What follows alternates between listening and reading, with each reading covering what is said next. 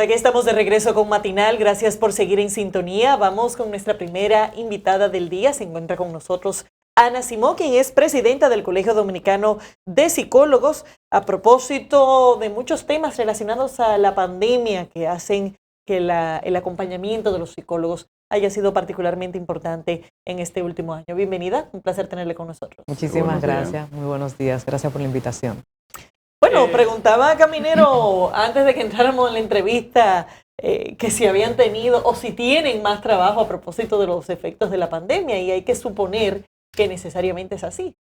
Sí, el año pasado, a inicios del año pasado, es decir, cuando arranca la pandemia, que arranca todo lo que es el encierro, sí, comenzamos a ver un desborde de personas buscando ayuda, pues comenzaron a tener una sintomatología que realmente la gente no entendía lo que les estaba ocurriendo. En ese momento yo pienso que todos los terapeutas estábamos sobregirados de la cantidad de trabajo que teníamos de forma online. Eso fue también otra de las cosas que nos llevó a hacer terapia online, donde el acercamiento es algo tan importante. Ya para este año estamos viendo como esas secuelas de mucha gente que no buscó la ayuda, que realmente ya tenían una situación emocional y realmente con esto de la pandemia se ha incrementado todos los problemas a nivel mental. Los suicidios se han incrementado después de la pandemia o durante la pandemia. ¿Cuál es el porcentaje? Si puede ser hasta alarmante. Es alarmante, es alarmante. En República Dominicana no se maneja estadísticas reales, ni ejemplo en los medios, ejemplo el caso de niños y adolescentes no se publica. Entonces eso la gente no sabe bien cuántas personas realmente están quitándose la vida, pero realmente es alarmante. Pudiéramos decir que desde el año pasado esto se ha incrementado por el tema de la depresión. Muchas personas que ya estaban transitando quizás en una depresión leve con la pandemia, donde aumentó el miedo, aumentó la angustia, comenzaron a sentirse peor y al no entender lo que le ocurría, mucha gente lamentablemente tentó contra su vida. También hay que decirlo, que el tema del suicidio tiene un componente económico, ejemplo, tanto para los hombres, cuando comienzan a tener problemas económicos, problemas con su persona en el tema, ejemplo, de la sexualidad. Nos hemos encontrado con muchos jóvenes que a través de la pandemia, como han tenido que aislarse en sus casas, su medio social son las pantallas. Entonces hay que decirlo que tenemos un tema serio con la aceptación de estos jóvenes en ese círculo donde buscan mucho la aprobación y donde lamentablemente a veces son muy malvada la gente. Entonces sí, estamos viendo muchos jóvenes que están tentando contra su vida. Doctora, uno de los problemas serios que tiene el tema de los psicólogos y la psicología es: usted va con su seguro y no hay seguro para eso. ¿Qué piensa hacer el colegio con las ARS y el seguro médico y la ley de salud? Porque es una enfermedad igual que todas. Sí, realmente es así. Increíblemente, SENASA es el seguro que sí tiene. Ah, SENASA lo acepta. Sí, SENASA tiene un listado de psicólogos. Es el único que tiene realmente como mayor cobertura, porque algunos seguros sí te aceptan una cantidad, pero tú no estás en la lista, es decir, tú no estás dentro de su directorio. Es una lucha que tenemos, es una lucha que estamos teniendo, y no tan solo en República Dominicana, porque como la salud mental no es algo físico, muchas veces no lo vemos como importante, y sí, realmente lo es. Entonces estamos luchando para que los seguros acepten, pero que también acepten con el precio adecuado. Porque realmente un psicólogo ve 55 minutos, no como un médico que quizá ve en una hora varios pacientes, 55 minutos. Entonces no queremos que, ejemplo, a ese psicólogo lo que le cubra, ejemplo, o que le pague el seguro sean 300 pesos, porque tampoco es justo. Es decir, el conocimiento, lo que un psicólogo tiene que invertir en su profesión, tampoco es humillante. Entonces estamos en esas negociaciones. El asunto de la Pero desigualdad. están negociando con las ARS, con el colegio, con el Consejo de Seguridad Social. ¿Con quién? Estamos con las ARS directamente trabajando para que podamos llegar por lo menos a un acuerdo. Por ejemplo, muchas ARS lo que te aceptan es que tú vayas con la factura y te reembolsan. Eso, por ejemplo, muchos psicólogos lo hacen. Tú vas con tu factura y te reembolsan. Entonces es un entramado bastante grande, porque entonces todos los psicólogos, como yo le estoy diciendo al gremio, todos tienen que estar al día en sus impuestos. para que se pueda también realizar esto. Es decir, es un trabajo que lo estamos haciendo porque realmente hay que decirlo que, dado un tema de intrusismo, muchas personas que no están realmente formadas están tratando de realizar este trabajo, entonces también eso nos ha llevado a que muchos psicólogos se han quedado rezagados. En el caso de las desigualdades que hay en el país, se dice que tiene un componente económico, donde hay mucha gente por debajo de la pobreza, otros que son pobres hasta de solemnidad. Tiene mucho que ver también el hecho de que ciudadanos no les gustan ir donde un psicólogo porque inmediatamente lo tipifican de loco. Tiene mucho que ver en los suicidios que se han producido esta parte. Sí, realmente todavía tenemos esa creencia de que los psicólogos es para locos y más los psiquiatras. Los psiquiatras. Sí. Y más los psiquiatras, que hay que decir que en el momento... Ya no van escondidos. No, y además, el momento en que un paciente te habla de suicidio, tiene que entrar un psiquiatra. Es decir, el psicólogo sabe que en ese momento el protocolo dice, tiene que entrar automáticamente porque en una ideación suicida, muchas veces el paciente, el terapeuta tiene que hurgar, darse cuenta y de una vez pedir la ayuda del psiquiatra. Hay veces que hay que internar, hay que decir, aquí es alarmante, los hospitales, algunos hospitales que tienen la unidad de salud mental tienen muy pocas camas. Entonces también te sale caro si te vas a una clínica de atención mental.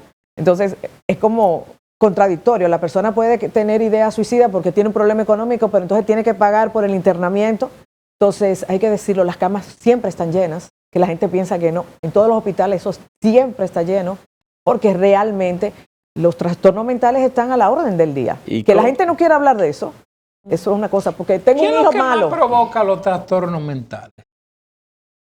¿Qué es lo que más provoca? Bueno, hay un componente biológico, sociocultural, medioambiental, es decir, son muchas cosas que afectan la salud mental de una persona. No podemos decir que es solamente una cosa. En el contexto de esta pandemia y con el tema escolar, los que tenemos hijos sabemos que eso ha tenido distintas consecuencias. A nivel ya de los psicólogos, que ya son los profesionales de la conducta, ¿qué tipo de conclusiones podemos sacar a nivel general del efecto que está teniendo el cierre de las aulas y sobre todo el aislamiento al que están sometidos muchos niños?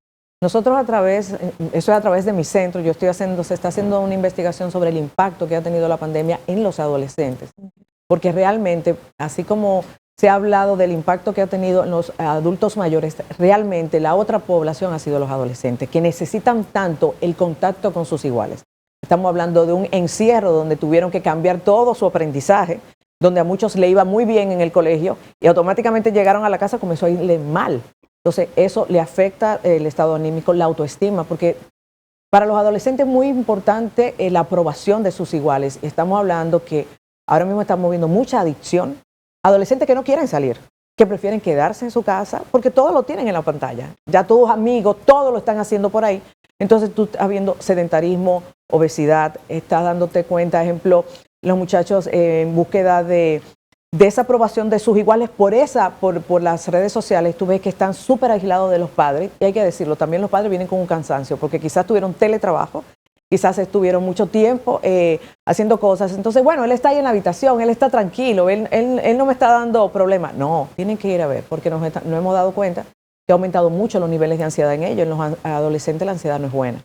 Bueno, no es buena en nadie, pero también ha aumentado la depresión. Doctora, en el caso de, aprovechando su presencia aquí, de que la población dominicana pudiera tener quizá una alerta para que envíe a sus hijos o que su pareja o que un miembro de su familia acuda a un psicólogo, a un psiquiatra, ¿dónde pudiéramos tener esa alarma? ¿Qué le recomendaría usted a una familia que esté pasando con uno de sus miembros en esto? ¿Qué debe preocuparlo? Un cambio, cualquier cambio, que muchas veces lamentablemente lo normalizamos. ¿Es la pandemia?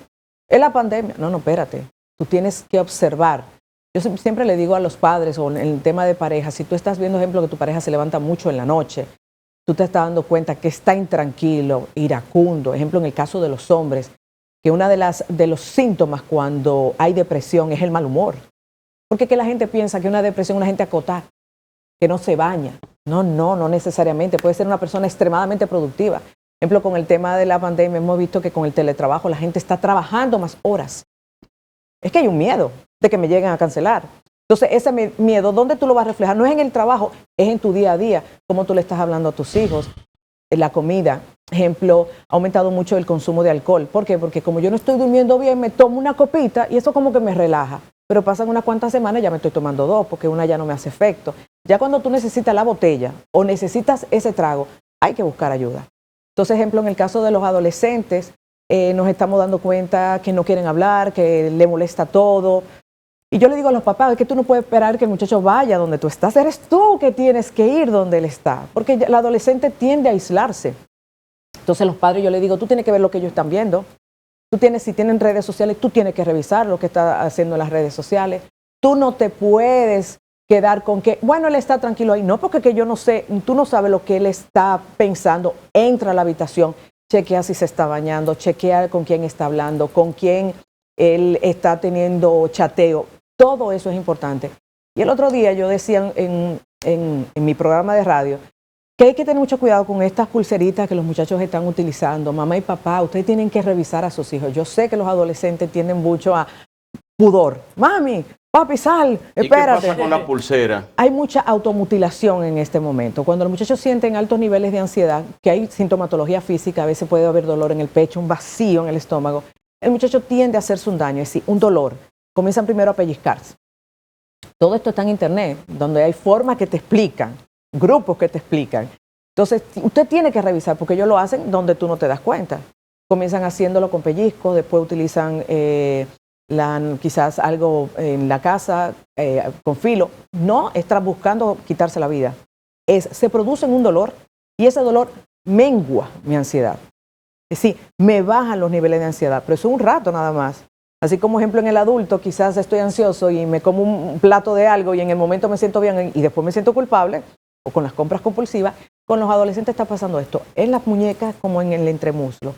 Por eso es tan importante que usted observe a su hijo, mire cómo está, mire lo que dice. Yo a veces le digo a los papás, baja un poco el radio en el carro y escúchalo, qué él te está diciendo, porque es que ellos hablan. Doctora, somos nosotros que estamos tan ocupados que no lo escuchamos. Doctora, ¿qué tanto se han disparado los niveles de obesidad, especialmente entre adolescentes y niños? En ejemplo, nosotros tenemos especialistas que trabajan el trastorno alimenticio desde la perspectiva mental y es preocupante. Es preocupante la cantidad de jóvenes. Si usted se fija, entre los adultos decimos, ay, esto es parte de la pandemia. Sí. Aumenté unas cuantas libritas. Y quizás entre los adultos es manejable, pero en un adolescente es un problema, pues recibe bullying, recibe acoso, comienza a sentirse menospreciado. Y, por ejemplo, no lo vemos en la hembra, lo vemos también en el varón. Lo vemos mucho en el varón. Ya hay exigencia en los adolescentes de que tú tienes que tener como un modelo de cómo tú debes de ser. Entonces, estamos viendo mucho eso. ¿Cómo se dan cuenta los papás? Cuando no se quiere poner cierto tipo de ropa, cuando el muchacho, por ejemplo, vamos a la playa y está complejado.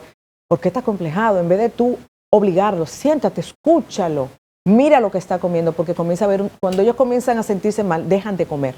Es decir, el adolescente es blanco o negro, no se va a matices. Entonces, si deja de comer, siéntate a conversar, busquen ayuda. A veces yo le digo al papá, yo sé que tú estás cansado, vete a caminar un poquito con él, hagan la dieta juntos. Aunque tú no la necesites, pero vamos a ayudarlo, porque que solo él no puede. Solo él no puede. ¿Qué tipo de señales deben disparar una alarma en los padres para que busquen algún tipo de asistencia más allá de este esfuerzo adicional de atención y de cuidado en el hogar? Cuando ellos entienden que se les salió de las manos. Hay que ser, como yo digo, una persona muy madura para decir, yo esto ya no lo sé manejar. Por ejemplo, puede comenzar una situación.